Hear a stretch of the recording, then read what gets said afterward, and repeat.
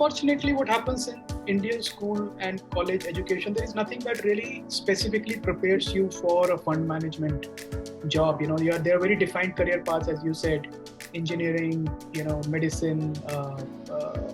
These are very well defined, and lawyer and chartered accountant, MBA, very defined career paths. Now, fund management is something that like if I go back and look at it in terms, let's break it up into two parts. One is core skills. What should your core skills be? The second is on the soft skills part, what or emotionally what it should be and what needs to come together for you to become a good fund manager.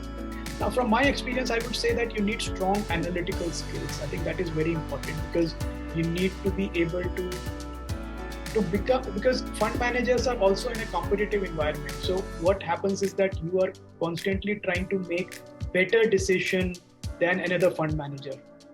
So how do you make those better decisions? I think those decisions, there is a science part to it and there is an art part to it.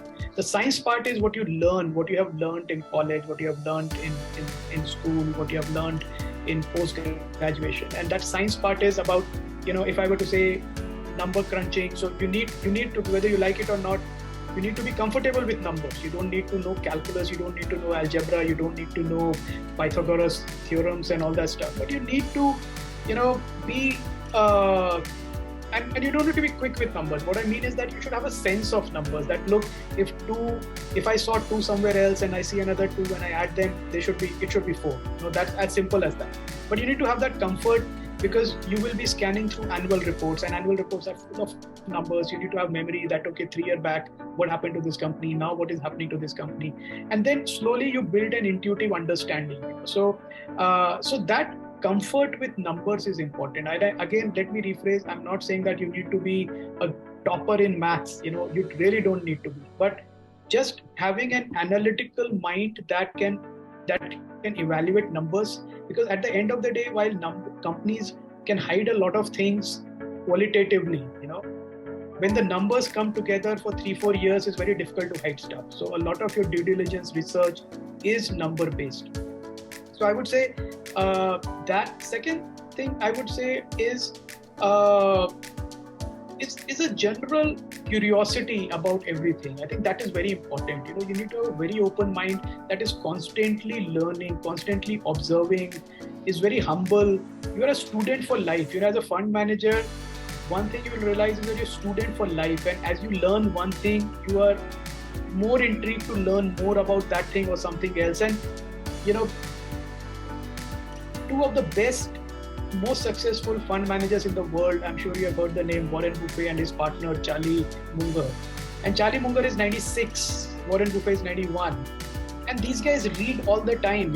Warren Buffett reads 2,000 pages a day.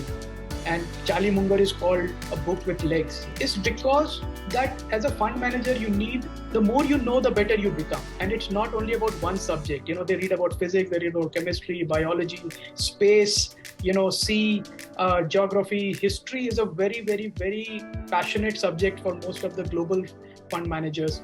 So it is multiple skills. As Charlie Munger wrote in his book, you create this lattice work of mental models, and this lattice work of mental models means that you need to know a lot of things that come together. So if people think that just by being very good in accounts or just by being very good in maths, they'll become good fund managers, that is not the case. Let me assure you. And some of the best fund managers I have seen actually have not trained in either maths or accounts.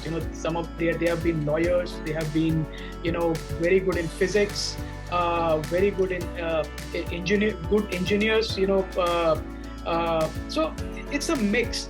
But on the soft skill now, what you need is a mind which is constantly evaluating opportunities, constantly observing, constantly curious. The day you stop being curious is the day you stop being a fund manager.